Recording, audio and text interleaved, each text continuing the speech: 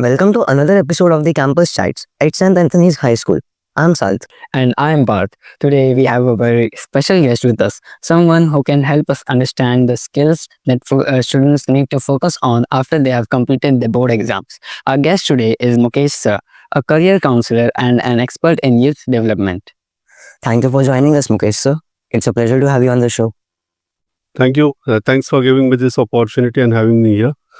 And I think I must congratulate you and your team for taking this initiative to start this series of podcasts, which is a very unique and I think one of the first such project in this area. So good luck to you. Even we are grateful. Yes. So let's dive straight into the topic. The board exams are such a big milestone in a student's life, and the pressure to perform well in it can be overwhelming. But once that's over, what do you think are the most important skills that students need to develop as they step into the next phase of their life? Well, that's a very good question to start with. Let me tell you one thing. See, right from the day you start, students start their education, whether it is from nursery or first standard, till the time you go to your graduation, post graduation. One thing which you all will learn or students will learn in the school or colleges is a technical education or the field which you are chosen for. Okay, that is a continuous process. But apart from the college or school education, that syllabus, what students needs to develop are something called as life skills. Okay, life skills, as the name suggests, the skills which helps students to live a happy, successful life. Okay, what are these life skills? There are around 10 to 12 life skills which are defined by organizations like World Health Organization, UNESCO, and according to them, these skills students should develop right from school age. Now, these skills are maybe self-awareness, critical thinking, decision making, okay, effective communication skills, stress management. Okay. So these are the skills which will help you to grow in life apart from your subject knowledge. Okay. So right from school age or from after 10th when you go to college, that is a very critical phase of your life. The first decision, important decision which you will be taking. If you start learning the skills will really help you to live a happy and successful life. Now, these are all vast topic. If you talk about self-awareness, uh, the first question when you go for your first interview after you are completing your education, most of the people will ask you is tell me something about yourself, and many people fail in the first question because what usually people answer is their name, their qualification. But if you ask yourself who am I, the question may be very simple, but the answer is very difficult. So when you say who am I, you should know what are your strengths, what are your weaknesses, which are the areas you like, what are your interests, or in short, we can say you must do your SWOT analysis. Okay, right at this age when you are in maybe SSC or HSC level. So SWOT analysis will help you to identify your strength, weakness. It will help you to see what are the opportunities you have now at this stage. Also, what are the opportunities you foresee in the near future. And T stands for threats. Okay, to overcome your goals, to achieve your goals, to overcome your challenges. What are the threats you foresee? And how can you use your strength and opportunity to overcome those threats? If that knowledge, if you have, I think these skills will definitely help you to grow. And if you want to invest time during your vacations or throughout, you must take one skill at a time. Okay, develop the skill, and it's a continuous process, and then go to the next skills, and that's how you grow in life.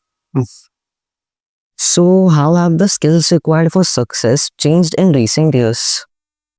You're talking about technical skills? Yes. All right. See, if you're talking about technical skills, you know, technology is developing very fast. Okay. Today you learn something, today you develop a skills, and tomorrow it is outdated. So it's a very challenging for students at your age, okay, to be at par with the industry, to be at par with the technology. So you have to be updated. Uh, keep yourself updated and see what is going on in the industry, which skills are required for you. And there are n number of skills available, n number of technologies. Everybody cannot be a master of all the things. Okay, so you need to find out what are your interests, what are your abilities, okay, and accordingly select the skills. Okay, because if you try to learn everything, it will be very difficult for a single individual to develop those skills. Okay, no doubt, each and every technology is important. Okay, and once don't leave in between. Once you select a particular field, or if you select a particular skill, complete it and then move ahead. So challenge, if you ask me, the challenge is uh, continuous learning and outdated or the fast growing technology itself is a challenge, though it's advantage also. Wow, that's insightful. But let's talk about the technical side of things. Students often feel that academic knowledge is enough for them to succeed, but the world is changing fast. How can they develop skills in emerging technologies like AI, blockchain, or data science? Right. As I said while answering your last question, see, technology is developing very fast at a rapid pace. Okay. No doubt, I mean, students are getting attracted to technology like AI or ML. Okay. These are things which are important, but if you are dependent on it, see, technology is for your service. It's like a servant. Yeah. So use technology as a servant and don't be the slave of the technology. Okay. So main thing is you identify your skills and talents and then select the technology. Okay, there are a lot of things. Learning is a continuous process, and from where will you learn? Every time you cannot invest to do n number of courses. So there are a lot of online platforms available, whether it is Coursera or whether it is Udemy, which offers a lot of free courses. So if you identify a technology and if you feel fine, I want to take the at least basic knowledge of this. Okay, before I decide whether I'll be completely involved into this career or if completely I select this technology as my career, do a lot of research on these technologies which are available using this free platforms, free online platforms. And once you get an idea that fine, and this is my cup of tea, then you can move ahead. Okay, so take the right advantage, use technology in the right way. I'm sure. I mean, these days students are techno savvy. Okay, children at your age are techno savvy, but for what purpose we use technology? Whether we use technology just for social media platform, or whether we use technology just for chatting, or whether we use technology for uh, collecting the information which is not required at this age. Okay, that's a question which every child, every student, every children must ask themselves, and then see the best part of it. There are advantages and disadvantages, pros and cons. So leave aside the cons and focus on pros of the technology and use technology for your benefit, for your learning, for your upgradation. Okay, so without investing much, you can get exposure to different technologies. So these challenges can be converted to opportunities. That makes a lot of sense. So now moving on from skills themselves, what are some common challenges that students face while trying to develop the skills? Common challenges which students face while developing. So as I mean just said, the fast moving technology itself is a challenge. Okay, competition, lot of competition. The expectation, say when you talk about professional life, once you complete your I would not say complete your education, because education is a continuous process these days. Okay, it's not that a few years back or decades back, once you complete your graduation or post graduation, people used to say मेरा education अब complete हो गया, अभी मुझे job मिला है.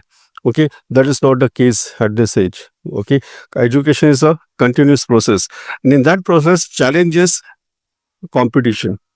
Okay, see, things are moving very fast. When you talk about, let's say, teamwork, the definition of teamwork some years ago was different.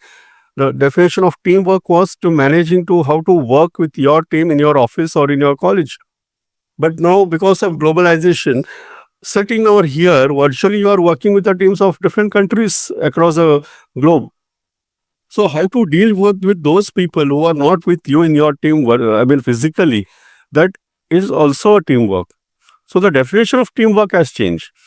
So you need to understand the culture of the other countries. You need to understand their requirement. You need to understand their habits. You need to understand their strengths and weaknesses, and then get the things done from them. So that is a challenge. I'm just talking about one life skill which I mentioned some time back, that is teamwork. Similarly, technology, use of technology. Earlier, even if you would have known MS Office, the usage of technology was limited. But now you need to use your creativity to use that technology.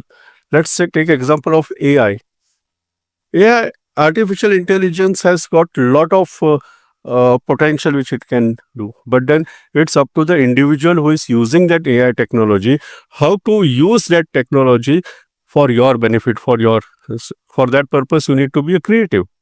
Okay, I've seen many students. I mean, I've been the uh, judge for various project exhibitions in various schools. I've seen people just downloading the information from AI and giving that speech of the project which they have selected when they don't know the ABCD of that project.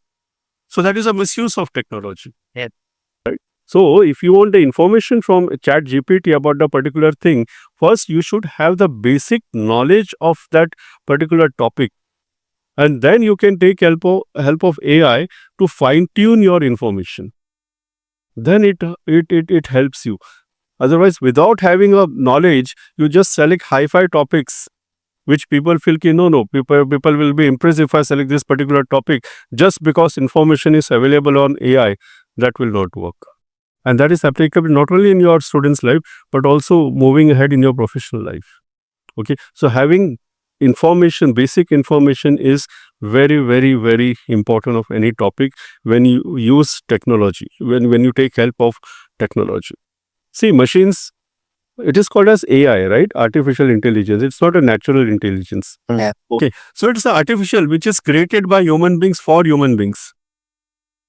Right. So human beings should know how to use it, which we have created. Okay. So machines will not have emotions when you deal with people. Okay, machines will not know what is right and what is wrong. Machines will operate as per the program designed by human beings. Right. So you should people using those machines, or people using that technology, should know that what I want from this technology and how can I use it for the benefit.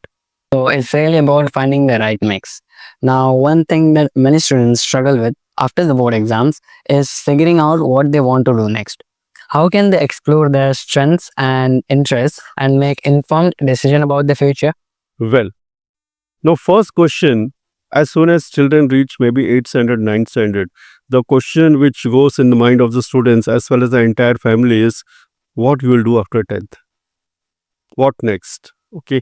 Not only the family, if there are some visitors at your home and if they ask you, अच्छा साथ क्या कर रहे हो? Okay, 10th standard में आ रहे हो, क्या बात है? What is your plan after 10th standard? And many people, they say, okay, fine, करना तो science है, or I want to go for engineering, but let's see how much marks I get and then I will select. Okay, which college? I don't know. I have selected few colleges, but it all depends on marks. Okay, the thing is, career is not planned. Okay, and this planning students should do when they are in 8th or 9th standard, because in 8th or 9th standard, when you select what you want to become in life, you have at least 2.5 years to prepare for your board exams. Right? See, if you set a goal in 8th standard or 9th standard, okay, 9th standard will be late, but then even if you are not able to set in 8th standard, latest by 9th standard, if you set a goal, what I have to become in a life, that becomes a purpose of your life. Okay, and if that is a purpose of your life, for that purpose you will study. You will not study just to score high marks. You will not study just because your parents are asking you to study. You will not study because of the peer pressure. Students will study. They will know, if I want to score 90-95%, why I want to score 90-95%, because it's going to help me to achieve my goal. Now, how to set goals? There are n number of options available.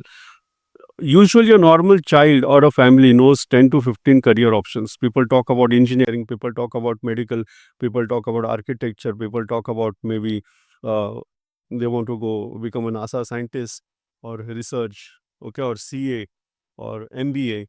But there are more than 3,000 professions, more than 3,000 professions. And let me tell you, every option, every field is good.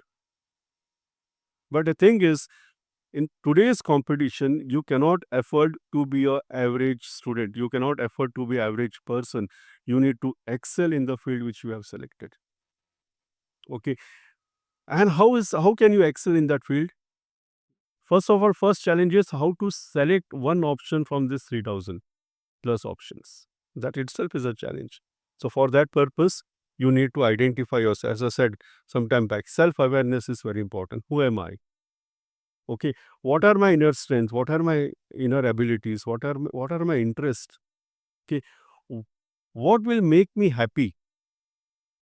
Why this question is important? What will make me happy? Because when you talk about career, once you start your professional life, you will be working at least for 30 to 35 years in your chosen profession, right? And when you spend 30 to 35 years, important years of your life, and how you spend those years working 10 to 12 hours every day, right? So every day you'll be working for 10 to 12 hours for next 30 to 35 years of your life. Just imagine if you don't enjoy what you are doing, how your life will be, right? It will be very stressful, it will be very difficult, and at that stage you cannot change the profession, you cannot leave the job because you'll have a lot of responsibilities. You need money to live your life, and if you are working just for money without enjoying, your life will be miserable, right? So what is career planning? Career planning is not what to select after 10th, which subject to select, whether I should go for science or I should go for commerce, whether I should do MBA. All this BE, BTech, MBA, BCom, MCom, BSc, MSc, this is not career. These are degrees, right? So what is career? Career is what you will be doing, what will be your identity after 20-25 years, how you will be known as, how you want be to known as after 20 to 25 years. Okay, that will be your identity, and that is career, right? So what, how I will be spending to 30 to 35 years of my life for working 10 to 12 hours every day. Okay, that planning is career planning, right? Where you will enjoy what you are doing. It will give you money, it will give you fame, it will improve your social status, it will improve your financial status, it will give you happiness, right? And for that purpose, you start a counting, reverse calculation. Reverse calculation means to reach at this position, what should be my maximum qualification, means what I will be doing in post graduation, right? So if I have to do post graduation in this particular subject, which subjects I need to study at my graduation level, right?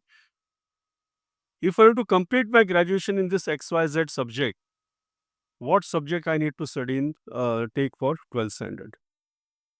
Which are the colleges offering those subjects?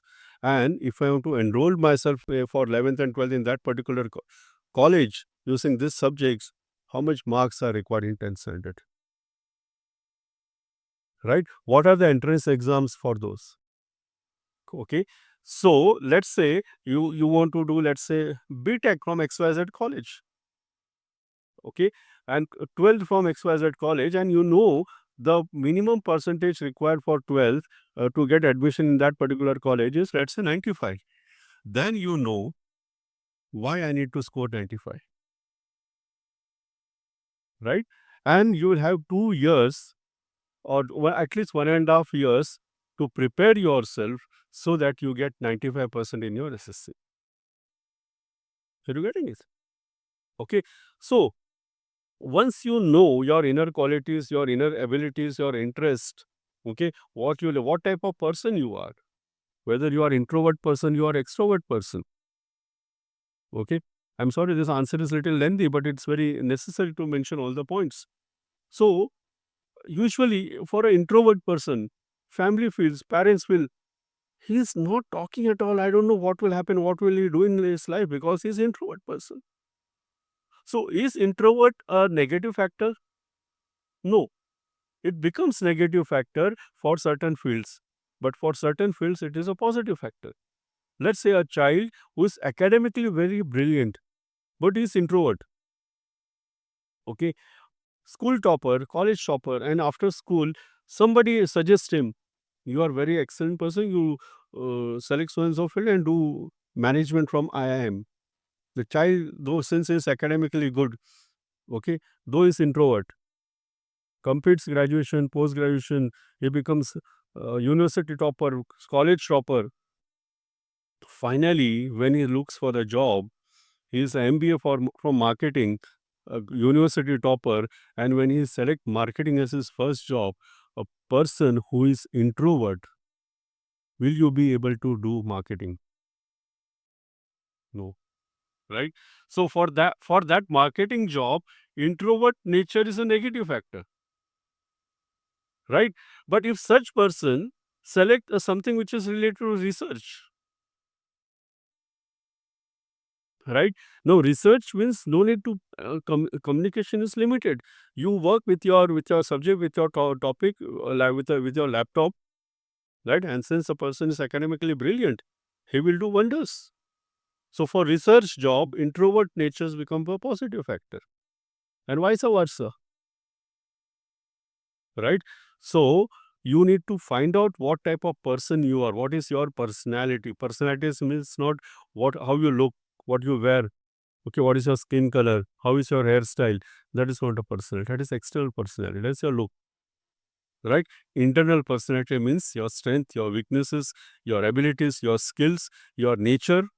And then if you map your personality with these 3000 options which are available, right? And if that mapping is proper, then you plan, okay, fine, this is a field which is suitable for me. I think I will enjoy this. That is career planning. And that's how you need to select your career. Understand one thing, doing job is different, making career is different. Okay, just for doing job, no need to of any education. Job is earning money, just earning money, and career means making the career to get a name, fame, and enjoy your field of work. Do something in your field. That is your career. All right. So don't go for job. Okay. Career means it can be a job, it can be business also, but doing something what you like and which you can enjoy. That's some great advice. So now I'm sure that students are thinking about the pressure of all this self-development after board exams. So how can students overcome self-doubt, fear of failure, and various other mental barriers to skill development? Fine. What is the reason for fear? One reason for fear is lack of interest. For lack of knowledge. Yeah. Right? As I said, if you select the right field, if you plan it properly, okay, and if you know what you are doing, you are enjoying what you are doing, you will not have that fear. Okay, because it is your choice, it is your selection, it is your interest, whatever you are doing. Whether it is studies, whether you play, whether you work, right? Fear comes when you have the half knowledge. Fear comes when you don't have the proper skills to that. And if you have interest, skills can be developed, right? So if you just go as per the market or what is as per the trends without understanding you, then that fear factor will come. Okay. See, fear is one psychological barrier which can be removed provided you like what you are doing. Let's say you are a good speaker, right? But you have a stage fear, but you like to talk with people, right? So if you like to talk to the people, but first time you are going on a stage and you have that stage fear, you will put in your 100% to remove that stage fear. You will practice at your home, you'll stand in front of the mirror and do the practice because it is of your interest, right? But if you don't like to talk to people and if you're doing something forcefully, right? That fear will always be there at back of your mind. And you will always will keep, why is forcing me? I don't want to do that. I know people will laugh at me. I know I will not be able to perform on the stage. Such fears cannot be removed, right? So if you have the will, if you have the willingness, if you have the interest, then there are ways to remove that fear. And practice is the best way to remove fear, right? Do something which you are which you are afraid of, and the fear will go. Because it's just one the barrier which needs to be removed. Then certain things, so fear is one thing. Then practice meditation. Okay, do some yoga exercises. Focus, right, and have the purpose of your life. Not only life, even small things. Even if you're taking my interview, right? I'm sure when this thought came to your mind, or when someone told you, first thought which should have come in your mind is, can I do it? Yes. Right? But both of you took that initiative. Yeah. Because maybe you like it. You must have imagined, okay, fine, I will be taking the interviews, people will see me, right? They will appreciate me, right? So on one hand, you have the fear, and on other hand, you have the motivation, right? So what is more? If your motivation is more than your fear is very lengthy. Fear will automatically go, right? But if your fear is more than and your motivation is less, then you will always think of fear and less of motivation. You will not imagine. And even if you imagine, that imagination will be negative imagination, right? So find out some motivation to overcome the fear. Fear is not a physical thing. It's in mind. So replace that fear with motivation. Fear will go. Such a great point. It's important to keep perspective. Now, before we wrap up, Mukesh sir, do you have any final tip or advice for the students as they transition from school to the next chapter in their lives? Yes. See, this generation, you're very lucky, right? Y- You are in the technological world, you are in the digital world where technology is moving at fast and very fast. Okay. World is becoming smaller and smaller. All right. And there's a sky's a limit for you people. Sky's the limit for you guys. There was a time when, uh, I mean, people used to say, you got a job? Yes, I got a job. And once you get the job, it was sure that a person is going to retire from the same company, right? At this age, what happens is, oh, you got a job. Okay, fine. Since when you're working this particular organization? 4 years. So people has 4 years the same company. Oh my God. Okay. So people are moving. The growth is fast, right? So if the growth is fast, sky is a limit. You can move very fast. That is the advantage. But the challenge is competition, right? Peer pressure. Okay. Lot of expectations from the organizations. If you are doing business, lot of expectations from clients. And with this comes setbacks also. So you must develop that resilience power in you, the comeback attitude, the do or die attitude. Okay. Understand one thing. See, up to school level, your life was very simple, right? People wonder, oh, now school is boring. After school, I'll go to college, I will enjoy. As you move ahead, challenges will increase. So be prepared to face those challenges. Be prepared to face those obstacles. Okay. Develop that resilience ability, resilience skills in you. Right? Challenges will come. Life is not easy, but you need to accept it. Okay. And again, coming back to my same point, you will accept those challenges if you like what you are doing. Okay. Don't go after that rat race. My best friend is going for engineering. I will also go for engineering. Understand one thing, just engineering and medical is not a career.